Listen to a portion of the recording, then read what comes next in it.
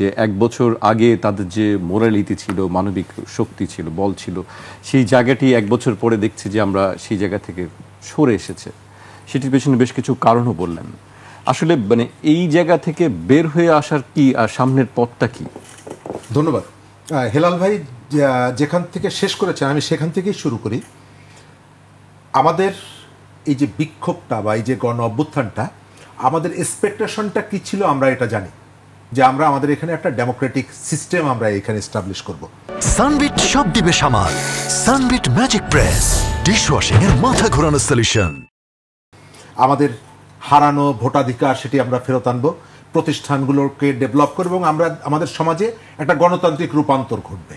কিন্তু এই বিক্ষোভের পেছনে নানা জায়গা থেকে নানা ধরনের যে ব্যাখ্যা দেওয়ার প্রবণতা আছে, তার ভিতর থেকে বোঝা যায় যে শিক্ষার্থীদের পেছনে অনেকগুলো পকেট থেকে, অনেকগুলো কর্নার থেকে বিভিন্ন ধরনের চিন্তা তাদের মাথার ভিতরে প্রবেশ করানো হয়েছিল এবং তার রিফ্লেকশনটা হয়েছে গণঅভ্যুত্থানের পরপরই তারা বলার চেষ্টা করেছে যে এটি পলিটিক্যাল যে ফোর্সগুলো ছিল তাদের সাথে তাদের বিশ্বস্ততা নিয়ে, তাদের ডেডিকেশন নিয়ে প্রশ্ন ছিল, তাদের ইত্যাদি ইত্যাদি। লক্ষ্য করা গেছে যে তাদের ভেতরে বারবার তারা বাংলাদেশের বিদ্যমান যে রাজনৈতিক সিস্টেম, রাজনৈতিক যে ফোর্স, তাদেরকে ক্রিটিক করা, তাদেরকে নাকচ করে দেওয়ার একটা প্রবণতা এই ছাত্র নেতাদের মধ্যে ছিল। এটা কোথা থেকে এলো? এটা এলো একটা সম্মিলিত প্রচেষ্টার অংশ। হেলাল ভাই যেটি বললেন, আমি সবগুলোকে একসঙ্গে দেখতে চাই। বাংলাদেশের সংস্কারের নামে এখন যেটা হচ্ছে, ভবিষ্যতে বাংলাদেশের জন্য একটা দুর্বল শাসন ব্যবস্থা এখানে তৈরি করা, যে শাসন ব্যবস্থার কারণে যারাই পলিটিক্যালি পাওয়ার হোল্ড করুক না কেন তাদেরকে প্রতিনিয়ত নানা রকমের চ্যালেঞ্জের মুখে পড়তে হবে। এটি হচ্ছে একটা দিক। একই সঙ্গে বাংলাদেশের এখন পর্যন্ত যে প্রতিষ্ঠানগুলো আছে তাদের মধ্যে একটা অস্থিরতা তৈরি করার একটা প্রবণতা ছিল এবং এখন পর্যন্ত আছে। এই শিক্ষার্থীরা তারা তাদের জায়গা থেকে, আপনি খেয়াল করে দেখবেন, অনবরত তাদের মধ্যে একটা অস্থিতিশীলতা তৈরি করে দেওয়ার প্রবণতা ছিল। আমি অনেকবার বলেছি যে একটা দেশের দুটো সরকার আমরা গত কয়েক মাস ধরে দেখেছি। একটা হচ্ছে সচিবালয় থেকে পরিচালিত হচ্ছে, আর একটা রাজু ভাস্কর্য থেকে পরিচালিত হচ্ছে। রাজু ভাস্কর্য যেটা বলছে, সচিবালয় সেটা এক্সিকিউট করছে। এবং এই ক্ষেত্রে আমাদের যারা উপদেষ্টা যারা আছেন, বিশেষ করে আমি অভিযুক্ত করব, দায় দিব আমাদের প্রধান উপদেষ্টাকে, কারণ টিম লিডার হিসাবে, শিক্ষক হিসাবে তার যে দায়িত্বটা পালন করা উচিত ছিল তিনি সেটি করতে পারেননি।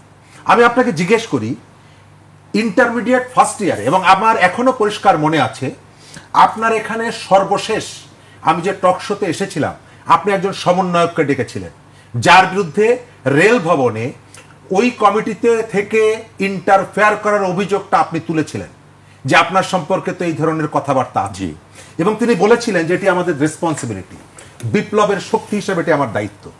আমার প্রশ্ন হচ্ছে, একটা কলেজের শিক্ষার্থী যার কাজটা হচ্ছে লেখাপড়া করা, আপনি তাকে বাণিজ্য মন্ত্রণালয়ের কমিটির মধ্যে ঢুকিয়ে দিয়েছেন, তিনি সেখানে কি কন্ট্রিবিউট করছেন? তিনি সেখানে গিয়ে ডিপার্টমেন্টের বা মিনিস্ট্রির রেগুলার অ্যাক্টিভিটিতে যে ইন্টারফেয়ারগুলো করছেন, প্রশাসনের স্বাভাবিক গতিকে বাধাগ্রস্ত করছেন, এটি কি আমাদের প্রধান উপদেষ্টা জানেন না? সব জায়গায় প্রতিনিধি রাখার সেটি কেন? কোন কনসেপ্ট থেকে নিয়ে আসা?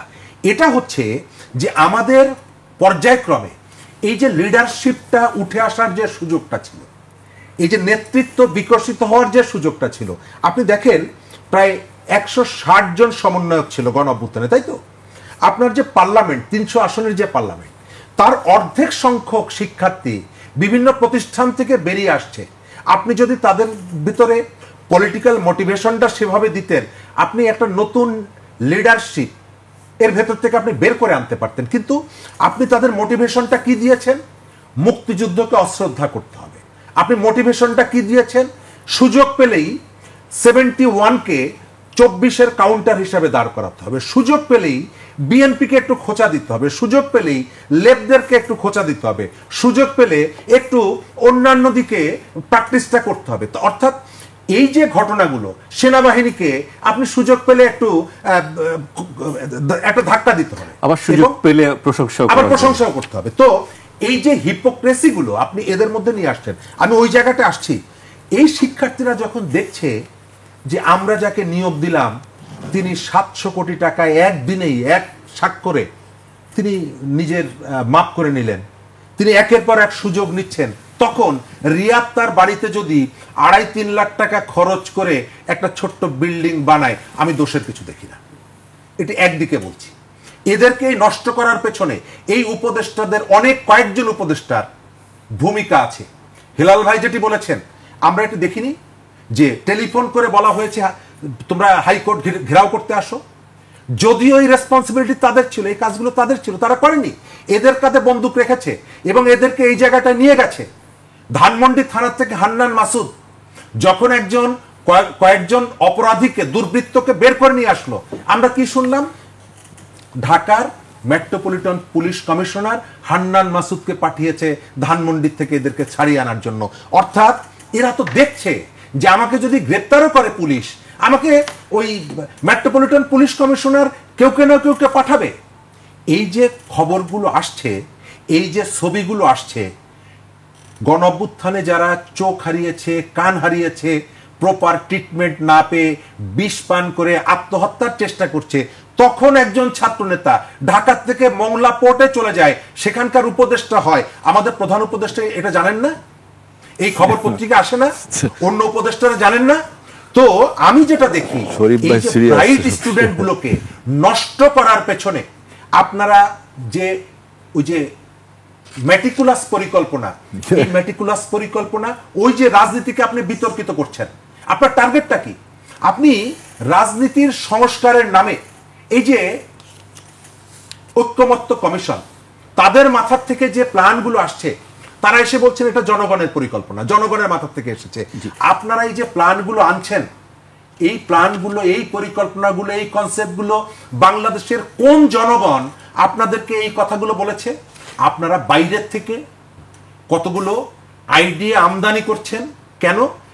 এদের বেশিরভাগের লেখাপড়া বাইরে, তারা বাইরের জীবনযাপনে অভ্যস্ত, এবং বাংলাদেশকে ঘিরে এই যে ম্যাটিকুলাস প্ল্যান যেটা আমি দেখছি, ওই ঐক্যমত্যের কাউন্সিলে ভবিষ্যতে বাংলাদেশের রাজনৈতিক কাঠামোকে দুর্বল করে ফেলা, অন্যদের উপরে নির্ভরশীল করা, এটা যেমন একটা অংশ। এই যে ছাত্রনেতারা যারা জীবন বাজি রেখে পুলিশের সামনে দাঁড়ালো, ডিবি অফিসে গিয়ে আত্মসমর্পণ করলো না, সেই ছাত্রনেতাদেরকে 1 বছরের মাথায় এই যে ভিলেন বানিয়ে ফেলা হলো, অসৎ বানিয়ে ফেলা হলো, চোর বানিয়ে ফেলা হলো, চাঁদাবাজ বানিয়ে ফেলা হলো, এইটার দায় এই সরকারকে অবশ্যই নিতে হবে।